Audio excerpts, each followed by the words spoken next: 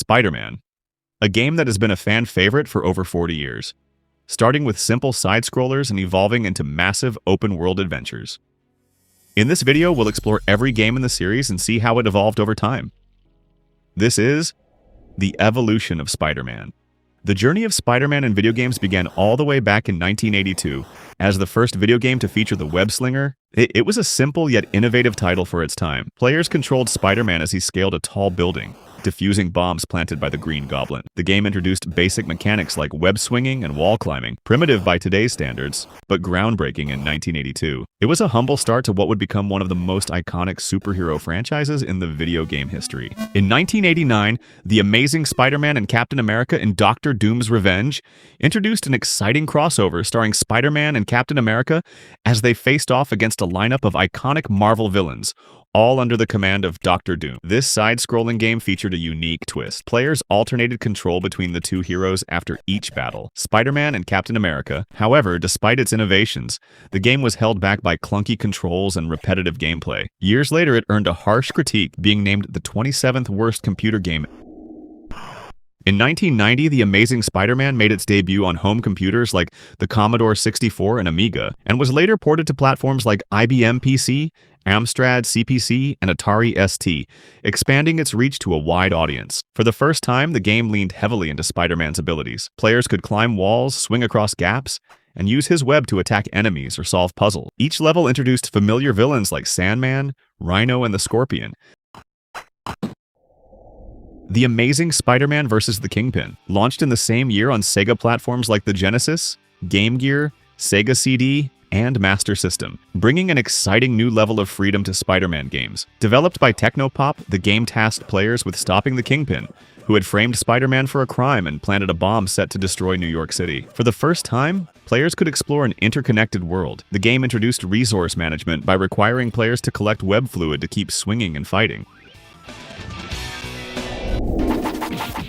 In 1991, Spider-Man the video game was released as an arcade exclusive. That combined beat-em-up action with platforming segments. Players could choose from Spider-Man, Black Cat, Hawkeye, or Namor in a 4-player co-op. The game performed well for its vibrant arcade visuals, massive character sprites, and dynamic level design. However, it remained an arcade exclusive, never ported to home systems.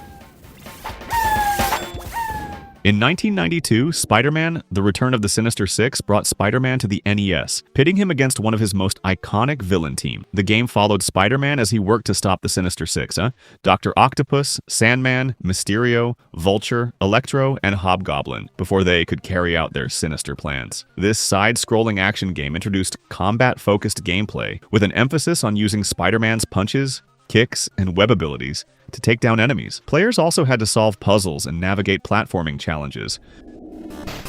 In 1992, The Amazing Spider-Man 2 was released for platforms like the Amiga, DOS, Commodore 64, and Atari ST. The game featured environmental puzzles, multi-layered levels, and boss battles against villains like the Lizard, Mysterio, and Hobgoblin. The Amiga and DOS versions stood out with better graphics and sound, while the Commodore 64 offered a simpler, scaled-down experience.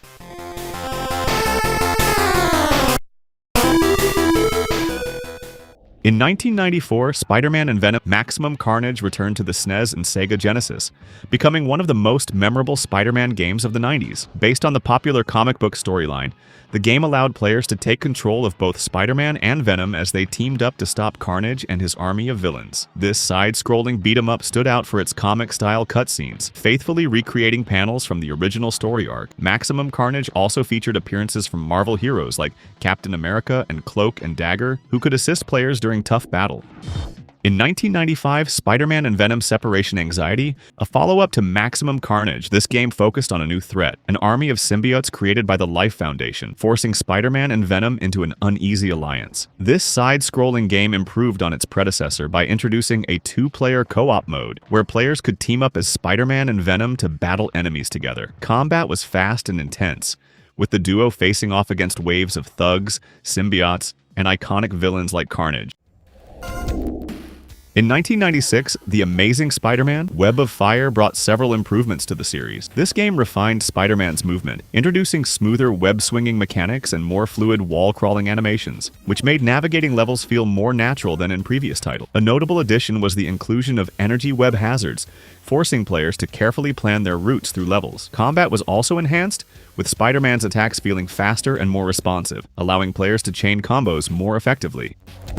In 2000, Spider-Man made a huge leap into 3D gaming on the PlayStation, Nintendo 64, and PC, and it was nothing short of revolutionary. Developed by Neversoft, this was the first Spider-Man game to fully embrace an open 3D environment, allowing players to swing through the city, crawl on walls, and fight enemies in a fully 3D open-world environment. One of the biggest improvements was the introduction of dynamic web-swinging mechanics, which gave players a sense of freedom and movement like never before. The game also introduced open-ended level design, allowing players to choose different paths to complete objectives. For the first time, you could truly feel like Spider-Man, using his abilities to explore and combat enemies creatively. Another standout feature was the fully voiced narrative, featuring Marvel legends like Stan Lee as the narrator. This brought the story to life with a plot centered on Spider-Man clearing his name after being framed for a crime. The game also introduced collectible comic book covers and unlockable suits. This game was a critical and commercial success, setting the gold standard for superhero games.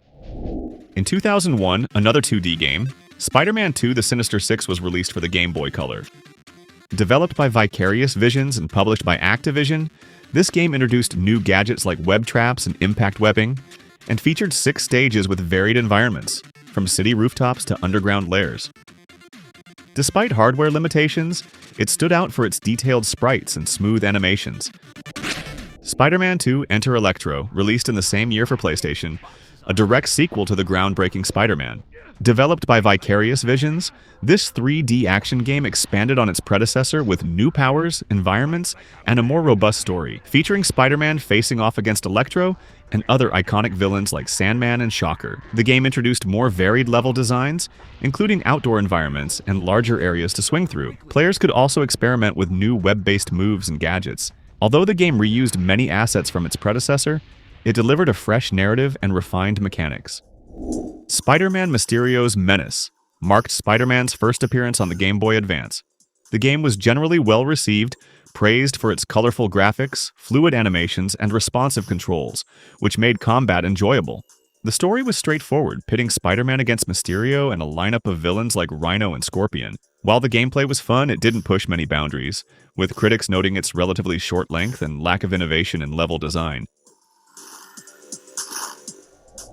In 2002, Spider-Man the Movie launched on consoles alongside the blockbuster film. Developed by Treyarch and released for PlayStation 2, Xbox, GameCube, and PC. It brought the excitement of Spider-Man's cinematic debut to life, with 3D action and an engaging story that closely followed the movie's plot. This time, the web-swinging mechanics felt revolutionary, although they were somewhat limited, as players could only swing at a fixed height rather than from actual building. Critics praised the voice acting, as well as the diverse missions. Spider-Man the Movie was a commercial success and an important step toward the more advanced Spider-Man games that followed.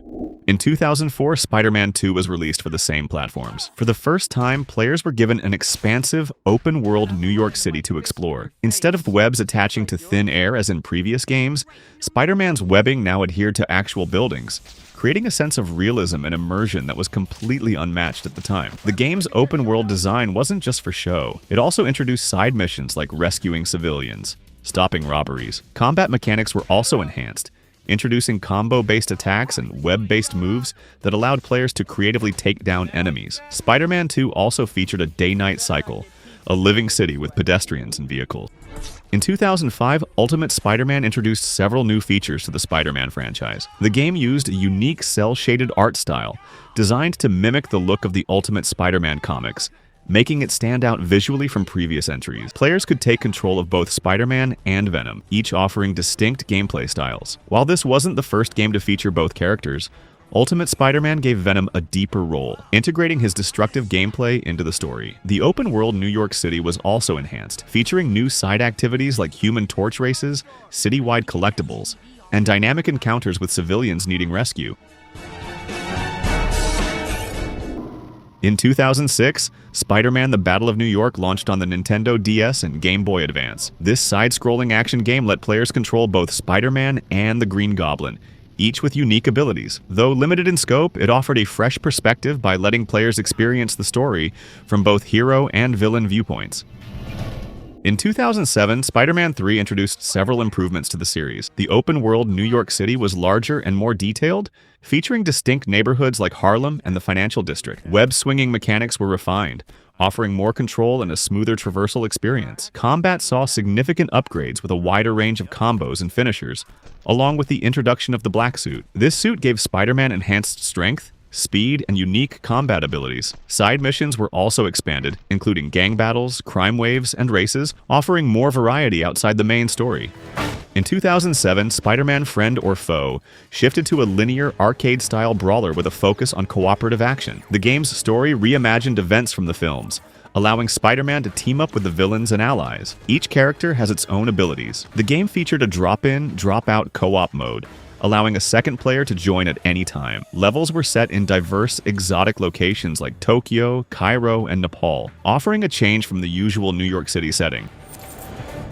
In 2008, Spider-Man Web of Shadows delivered a darker, more intense take on the Spider-Man universe. Developed by Shaba Games and Treyarch, the story revolved around a symbiote invasion threatening New York City. The game's unique mechanic let players seamlessly switch between the red suit and the symbiote black suit. Each suit offered different combat styles, agile and precise for the red, and raw power for the black. The web swinging was a highlight, offering dynamic movement and aerial combat that felt more interesting than the previous entries. The game also introduced a morality system, where player choices affected relationships and the story's outcome, leading to multiple endings. Spider-Man: Toxic City launched in 2009 on mobile platforms, offering 13 missions and 4 bonus stages. Players could collect golden spiders to boost power, health, and endurance, as well as golden hearts to refill health during gameplay. The game also included comic collectibles and allowed players to choose between Spider-Man's classic red and blue suit or the black suit. Spider-Man: Shattered Dimensions released in 2010 and featured 4 unique versions of Spider-Man: The Amazing Spider-Man, Ultimate Spider-Man, Spider-Man Noir, and Spider-Man 2099, each with unique abilities and locations. The game also features spider collectibles, which can be used to buy new moves. Just remember, you can surrender at any time.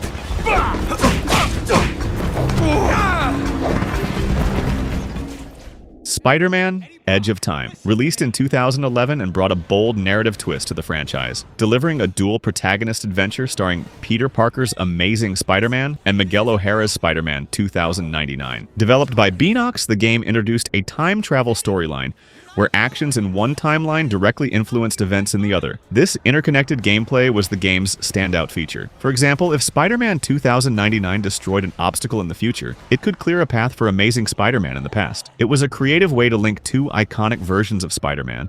Peter Parker used his agility and web-based attacks, while Miguel O'Hara utilized high-tech abilities like accelerated decoys and powerful melee combos.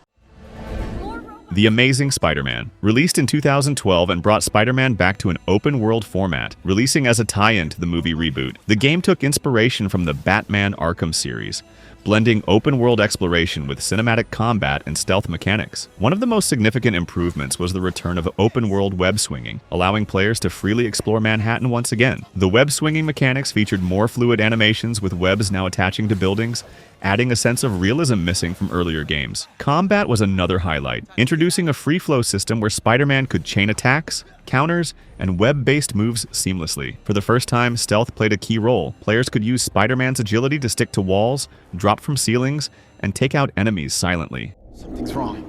In 2014, The Amazing Spider-Man 2 built on its predecessor, offering an expanded open-world experience tied to the second movie in the reboot series. Developed by Beanox, this game introduced several new features that refined web-swinging, combat, and storytelling. One of the biggest upgrades was the dual web-swinging mechanic, where each trigger controlled a separate hand. This added more precision and immersion to swinging through Manhattan. Players could also perform mid-air tricks and accelerations, giving greater control over movement. Combat was further improved with new animations, and the addition of Spider-Man's Spidey sense, allowing players to anticipate enemy attacks. The game also introduced a hero or menace system, where players were rewarded for stopping crimes and punished for ignoring them.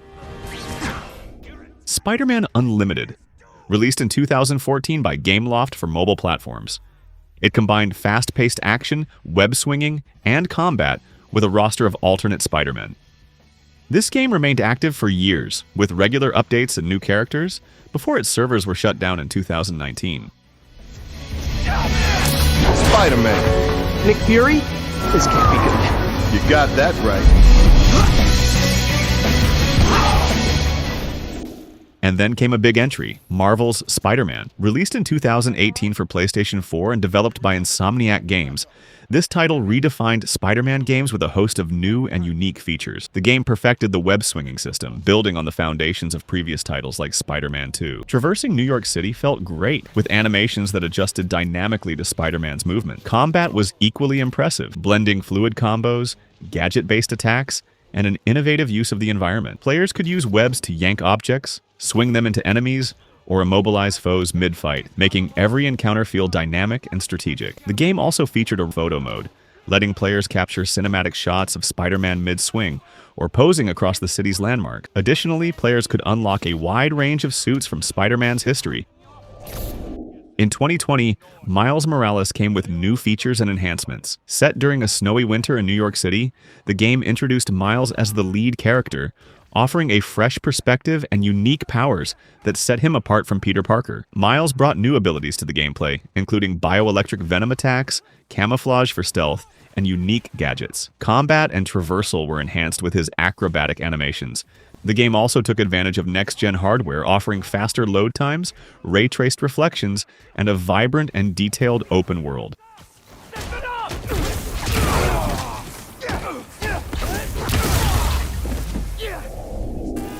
Marvel's Spider-Man 2, released in 2023 with a lot of new features and enhancements. Players can now switch between Peter Parker and Miles Morales, each equipped with unique abilities and skill trees. The game's open world has nearly doubled in size, now including Brooklyn and Queens alongside Manhattan, offering a more expansive New York City to explore. Traversal has been enhanced with the addition of web wings, enabling faster and more dynamic movement across the city. Combat mechanics have also been refined, introducing a parry system to counter specific enemy attacks, and both Spider-Men have access to new gadgets and suit abilities, including Peter's symbiote powers. The game offers realistic visuals, faster load times, and impressive haptic feedback. Additionally, the game features a new Game Plus mode, offering ultimate levels, golden gadgets, suit tech fusion, mission replay, and time of day options. For PC players, Marvel's Spider-Man 2 is scheduled for release on January 30th, 2025. Hope you enjoyed the video. If you did, make sure to like, share, and subscribe for more Evolution videos. Thanks for watching, and we'll see you next time.